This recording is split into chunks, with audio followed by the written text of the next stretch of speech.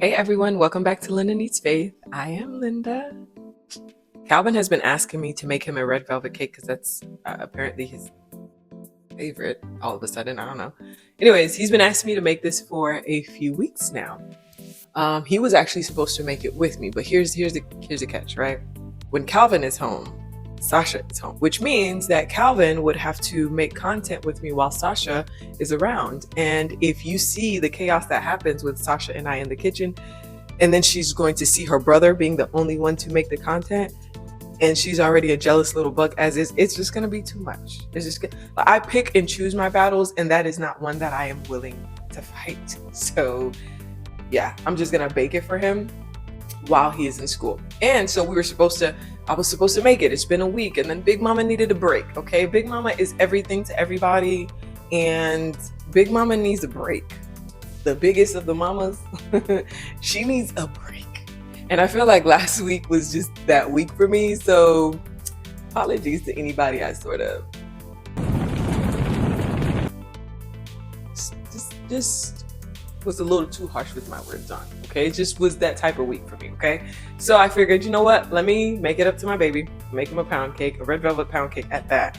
And also it's going to come with like a nice frosting for the top. So if you watch my other pound cake video that I made, I think it was like the first video that I uploaded, you'll see just the basic pound cake, which was really good. This one is going to be red velvet.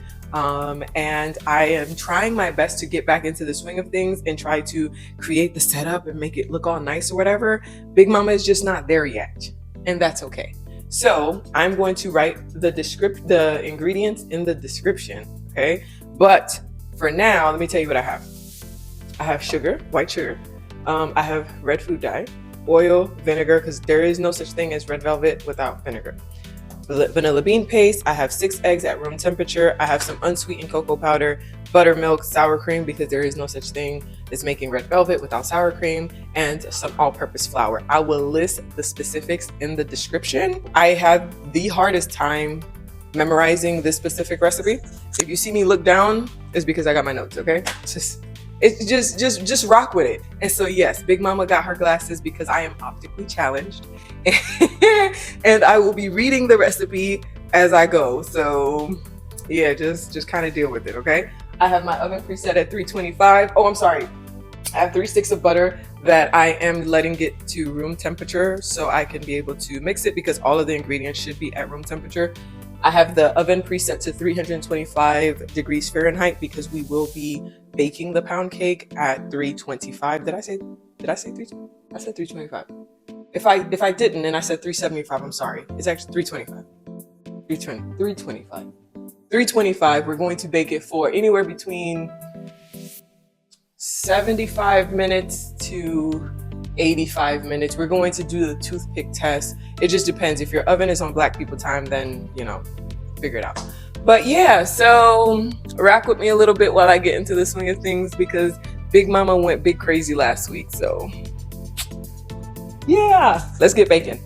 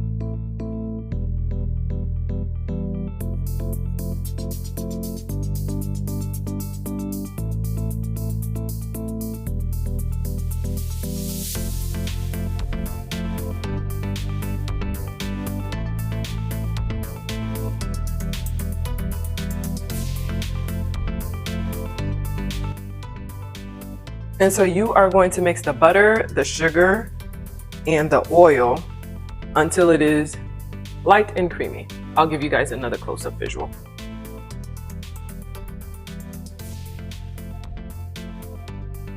Okay, mix it until it is light and creamy. And we are going to then go to the eggs. We are going to mix 1 to 2 eggs at a time and then mix. All of the recipes that I've seen, everyone always says do 1 or 2 at a time. Some go to the extreme of doing 1. I'll just do 2, see how that goes. I'm going to first just mix it with my hands, and then I'll use the hand mixer. And this is a total of 6 eggs at room temperature.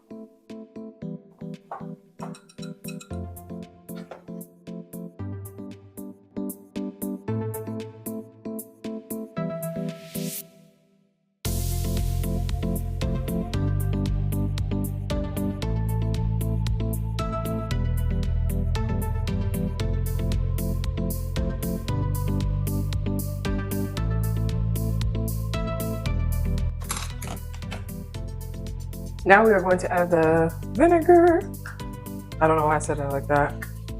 2 tablespoons of vanilla bean paste and 1 tablespoon of some red dye. I'm using the red dye gel because that's what I prefer, but you can use any food coloring that you have in your kitchen. Let's just be resourceful.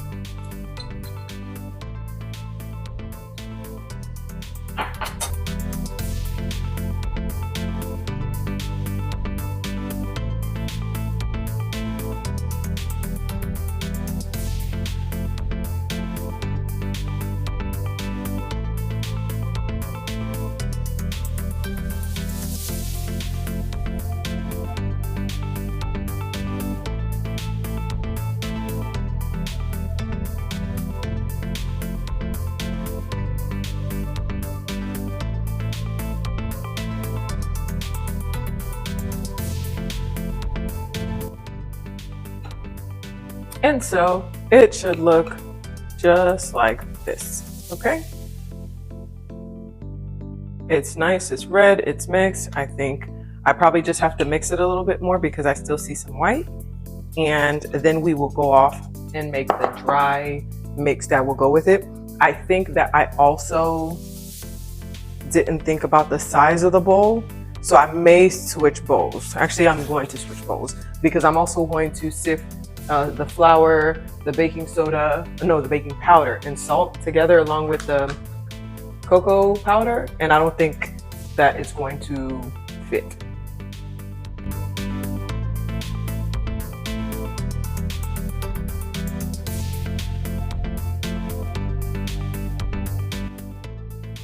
So yeah, guys, I didn't take into consideration all of the ingredients and how much space that I would need in a bowl. So I just switched bowls over.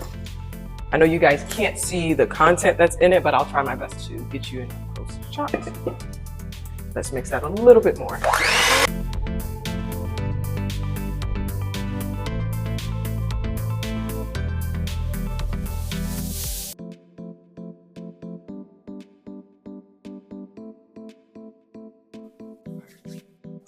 So in this bowl already, I have the salt and the baking powder. I'm going to add.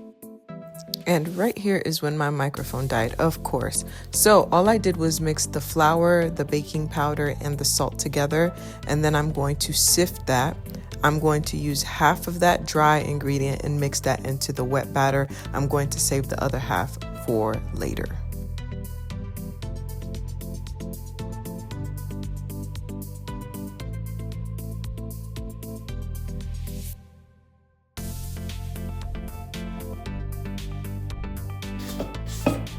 I think before, when I first started to bake, I was a little hesitant to try newer recipes, rightfully so. But now, I think that anxiety has left. The mess and the chaos hasn't, but the anxiety has.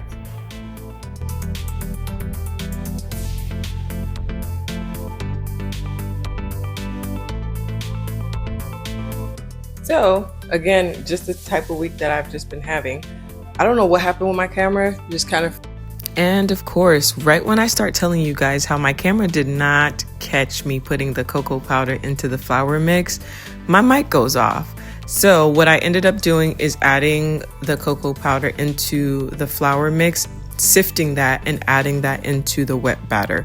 This is how beautiful the batter looks. And so you won't hear the actual video of what I'm saying, so don't feel bad if I look crazy. Just admire how beautiful I am, admire how beautiful the batter looks. I am going to butter and flour up my bundt pan, and I'm going to add the mixture into it. Bake it at 325 degrees Fahrenheit for 60 minutes.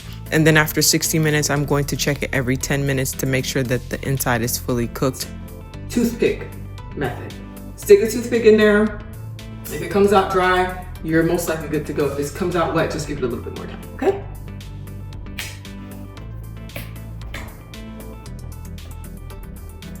I'm just gonna check to see if it's still recording, because at this point, it's been that type of week. Mic went dead, my camera's not working, you name it. This is what is happening today, but that's okay. This red velvet pound cake is going to get done, whether y'all see it get done or not. I think I got it together. If you know me, you know that I absolutely hate getting my hands dirty in the kitchen. I hate getting my hands dirty. So I'm going to put on my gloves, butter up this pan, flour it up, and get ready to bake. Okay.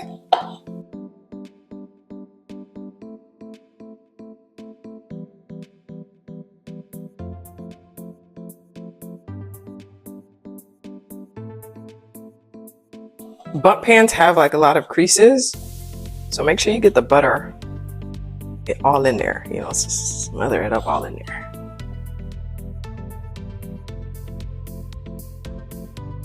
Now you see all of this? There's just no way I was gonna do this without any gloves, because I cannot. The countertops being this dirty already bothers me. There's just not happening.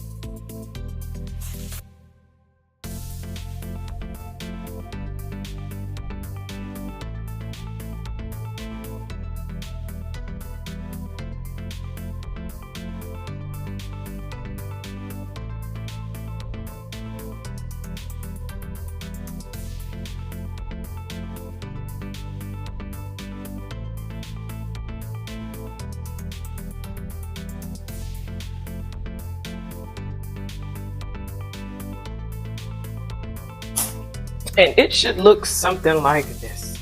I'll get a close-up because I don't want to twist it. But bake it 325, 60 to 75 minutes or so. Check it at starting at 60 minutes, and do the toothpick method where you stick a toothpick in there. If it comes out wet, then it still needs some time. If it comes out dry, then you should be good.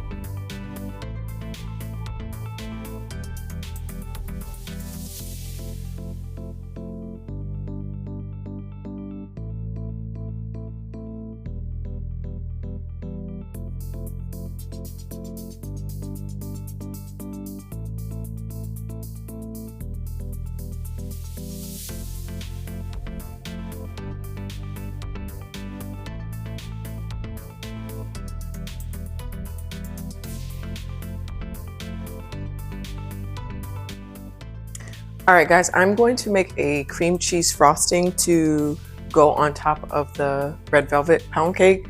I have 2 cups of powdered sugar, about 3 tablespoons of milk, an 8-ounce bar of Philadelphia cream cheese. I have some vanilla bean paste because what's baking without vanilla bean paste? Then I add a pinch of salt, and I have some butter here at room temperature. Everything is room temperature. I'm first going to mix the butter and the Philadelphia cream cheese, and it has to be Philadelphia because that's the best cream cheese, okay? Don't ask me, ask them.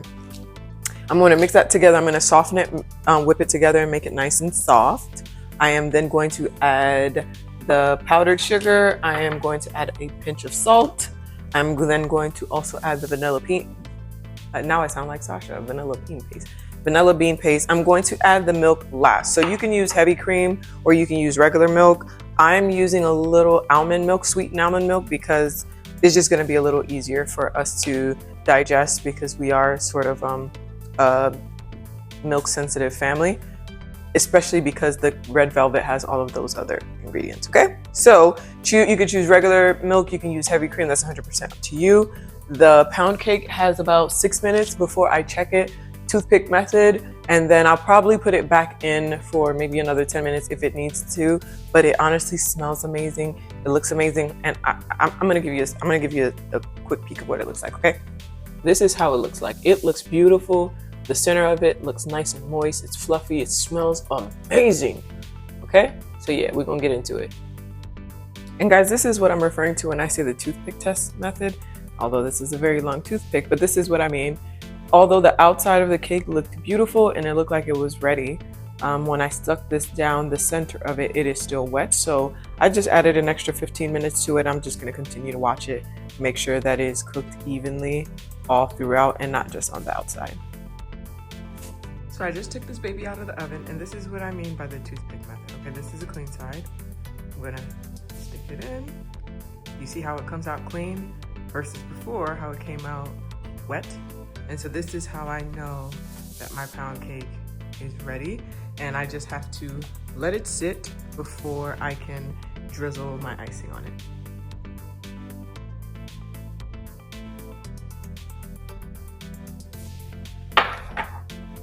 All right, guys, the pound cake is all finished, and I hope the mic is working this time.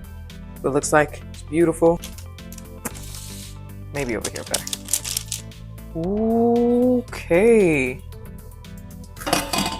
Nice, nice. I see this layer. This is that butter layer that I had, but other than that, yeah, it's so soft. It turned out wonderful. Okay, so while that continues to cool, I'm going to work on this cream cheese that's nice and soft now.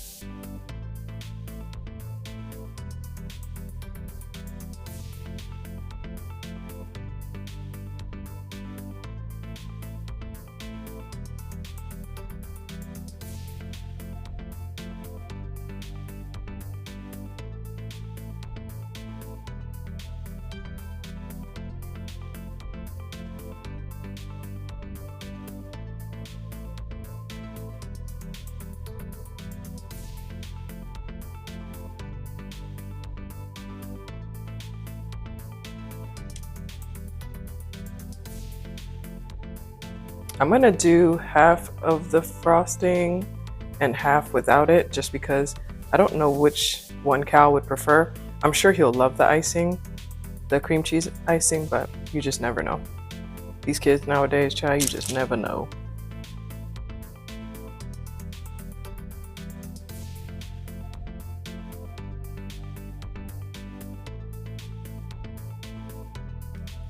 Oh, nice. Nice and easy. Oh my God. Look at that. Don't mind my ashy hands now, but look at that. Look how soft that is. Oh my goodness. It's nice, it's warm. Look at the texture of it's spongy. It's moist, it's not dry. Has a nice crisp to the outside. It's good.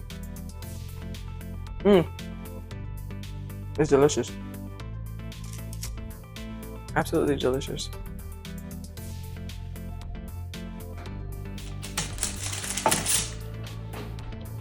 You can also use your hands and rip it too. I mean, I can. I just don't need my hands dirty. Okay. Use your hands to hold it because it's gonna fall apart. It's very soft. Oh, it's hot too still. Yeah. I'm telling you, it's gonna be soft. Yeah. It's good? Yeah, it's really good, bro.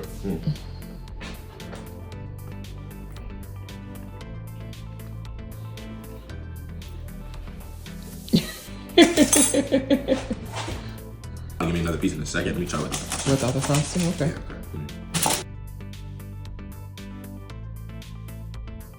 But whatever.